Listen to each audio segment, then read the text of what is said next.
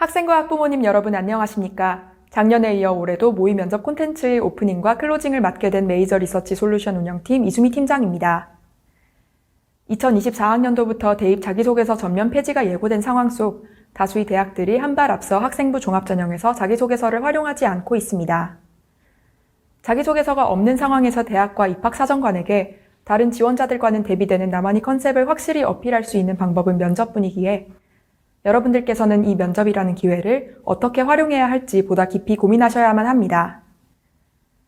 수많은 지원자들 사이에서 눈에 띄는 면접자로 돋보이기 위해서는 어떻게 해야 할까요? 좋은 면접과 나쁜 면접의 차이점은 무엇일까요? 여러분들께서 갖고 계신 면접에 대한 모든 궁금증을 풀어드리기 위해 저희 메이저 리서치가 기획한 계열별 학과별 모의 면접 콘텐츠를 소개해드리고자 합니다. 2023학년도 메이저 리서치 모의 면접 콘텐츠는 다음과 같이 인문계열 4편, 자연계열 4편, 의학계열 3편, 총 11편으로 구성되어 있습니다. 모든 콘텐츠의 면접관 역할은 메이저 리서치 디렉터가 담당하며 면접자 역할은 이전 입시를 메이저 리서치와 함께 준비했던 일반 대학생들이 담당합니다. 오늘부터 순차적으로 11개의 모의 면접 콘텐츠가 석소장이 입시생각 유튜브 채널에 게시될 예정이니 면접을 준비하고 있는 고등학교 3학년 학생 및 N수생 여러분들은 잘 참고하시기 바랍니다. 장기 이식 수술 전문가를 꿈꾸는 학생의 서울대학교 의예과 모의 면접 지금 시작합니다.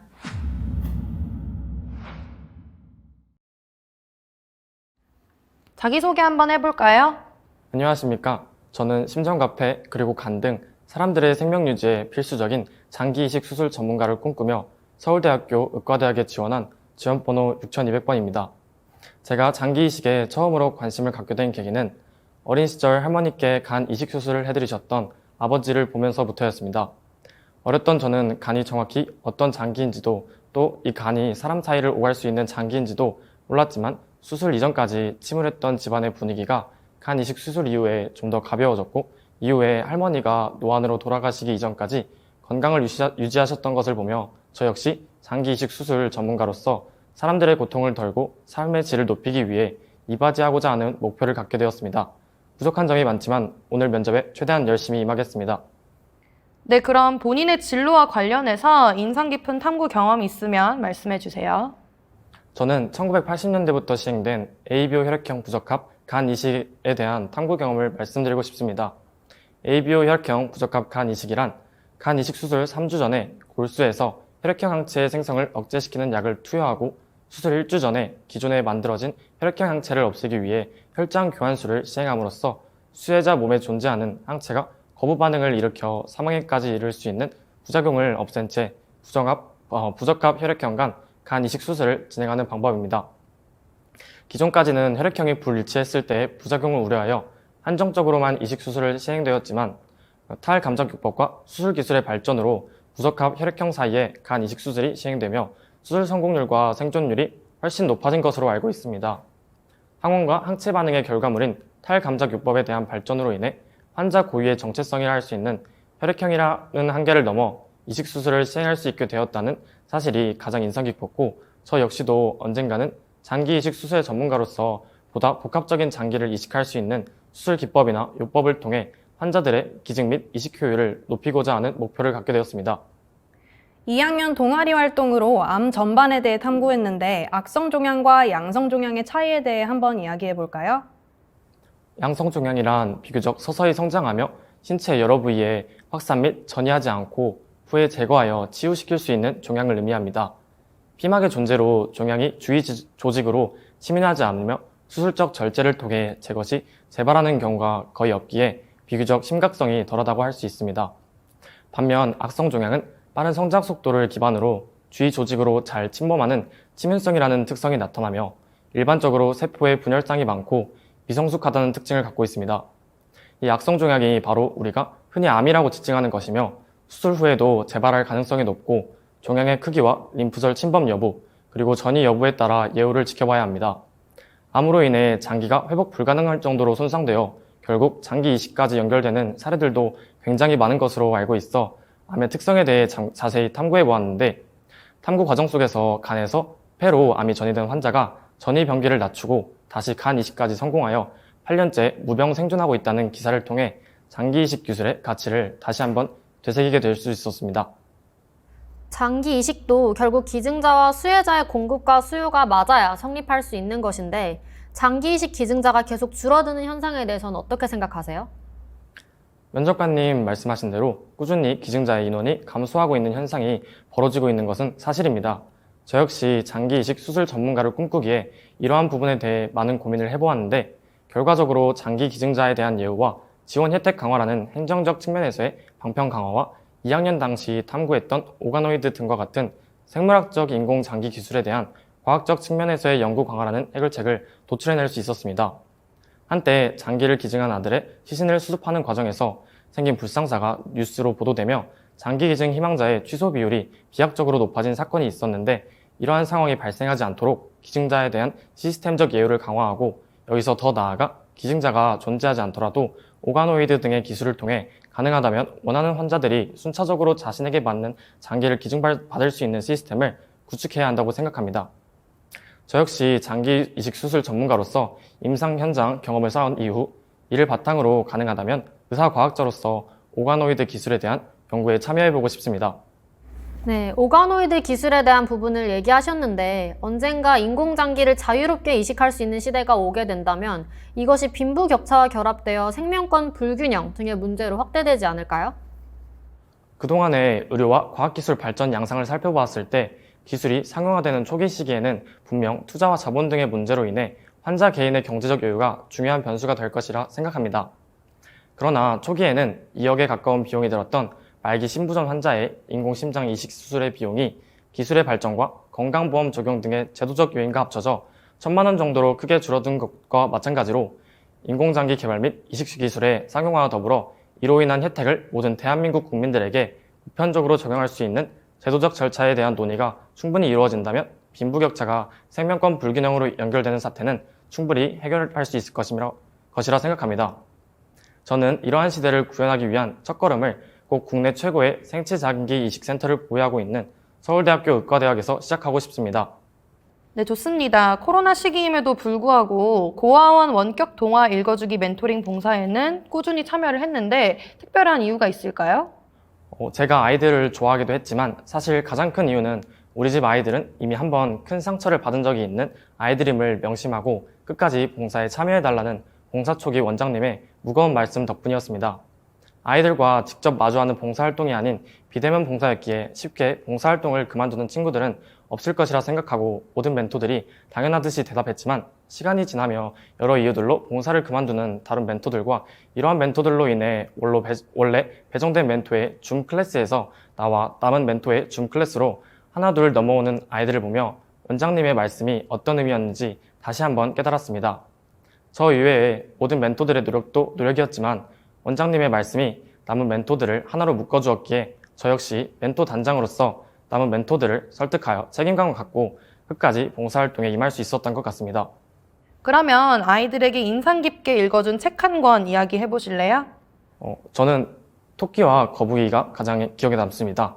제 꿈이 장기를 잘 이식하는 의사라는 점을 기억하고 있던 한 아이가 책을 읽어주던 도중 갑자기 토끼는 저렇게 쉽게 간을 넣었다가 뺐다가 하는데 사람은 왜 못해요? 라고 질문을 하는 바람에 혼자 웃음을 지었던 기억이 있습니다.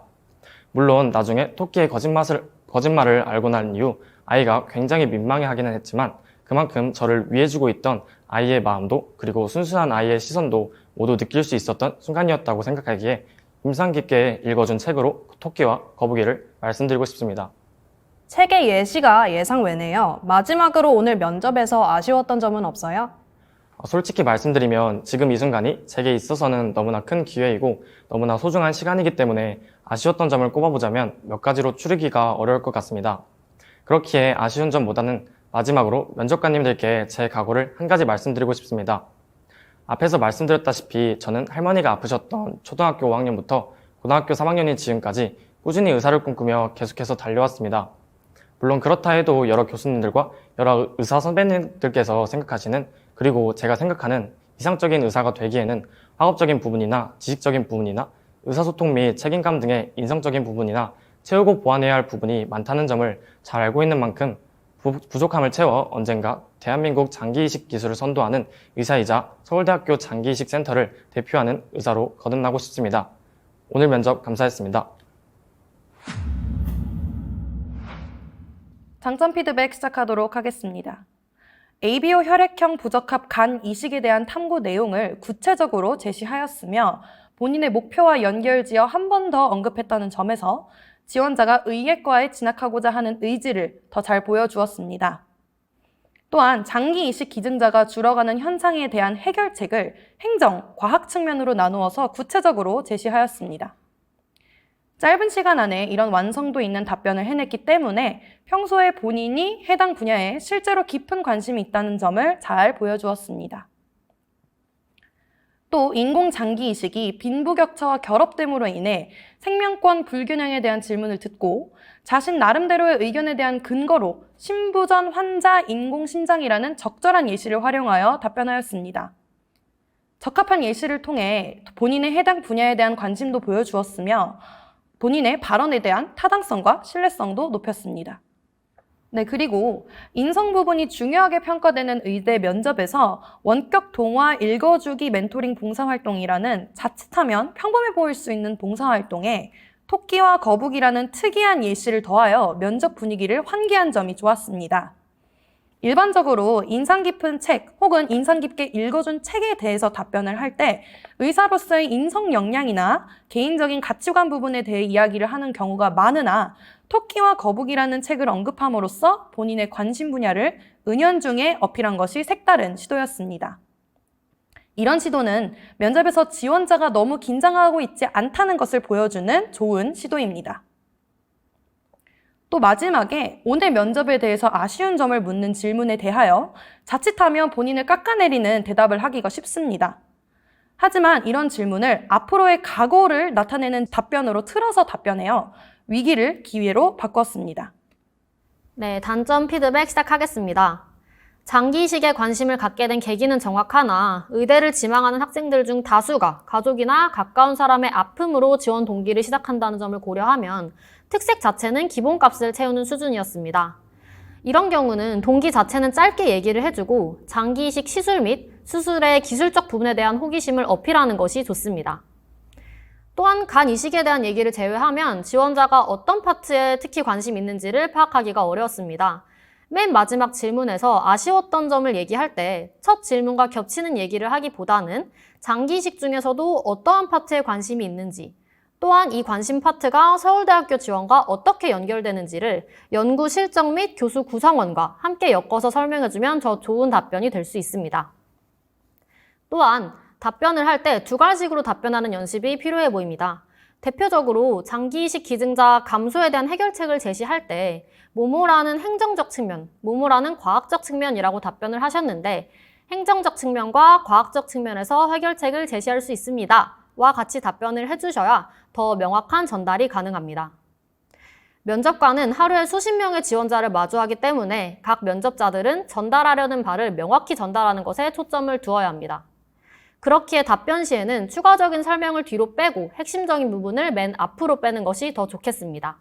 꾸준한 봉사 참여에 대한 답변에서 본인의 책임감과 성실함, 끈기 등을 보여주려 했던 의도의 답변이었던 것 같은데 이것이 명확하게 전달되지 않았습니다. 멘토링을 끝까지 해낸 것의 이유를 굳이 원장 선생님의 말씀 덕이었다 할 것이 아니라 본인 스스로 어떠한 과정에서 책임감을 느꼈는지에 대한 구체적 언급을 하는 것이 유리합니다. 예를 들어서 어떠한 것을 가르치고 전달하며 아이들이 변하는 모습을 보며 책임감을 느꼈다 등과 같이 구체적 경험을 제시하셔야 합니다. 마지막 아쉬웠던 점을 말하는 부분에서는 본인의 각오로 돌려 말한 건 좋게 작용할 수 있습니다. 다만 본인의 부족한 점을 강조하기보다는 이 대학, 이 학과에 진학해서 본인이 이루고자 하는 목표나 활동 등을 언급하는 것이 더 유리하게 작용할 수 있습니다. 이 대학에서 어떠한 것을 공부해서 어떤 사람이 되고 싶다 등의 포부를 밝히는 것이 면접관에게 본인의 인상을 강하게 심어줄 수 있습니다. 태도 피드백 진행하겠습니다. 우선 면접자는 면접 중 말을 많이 해 목이 타니 면접 전에 물을 꼭 마시고 시작하시길 바랍니다. 또한 해당 면접자는 말의 속도가 다소 빠른 편이었습니다. 하지만 발음이 명확하여 듣는 데 지장은 없었습니다.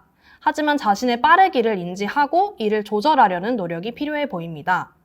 네, 마지막으로 고개를 너무 자주 돌리는 것이 보였는데요. 3분의 1은 질문을 던진 면접관을, 나머지는 다른 면접관들을 바라봐 주시는 것이 좋아 보입니다. 네, 이상으로 태도 피드백 마치도록 하겠습니다. 메이저 리서치가 제작한 이번 모의 면접 콘텐츠 잘 보셨나요? 면접을 겪어본 학생과 면접을 겪어보지 않은 학생은 엄청난 차이를 보입니다. 철저히 준비한 학생은 짧은 면접 시간에도 면접관들에게 강한 임팩트를 남겨 합부를 충분히 뒤집을 수 있습니다. 메이저 리서치에서는 학생에게 최적화된 온오프라인 통합형 면접 솔루션을 운영하고 있습니다. 석 소장님 그리고 메이저 리서치와 함께 2023학년도 대입 면접을 준비하고 싶으신 학생 및 학부모님들께서는 카카오톡 메이저 리서치 채널로 문의 주시기 바랍니다.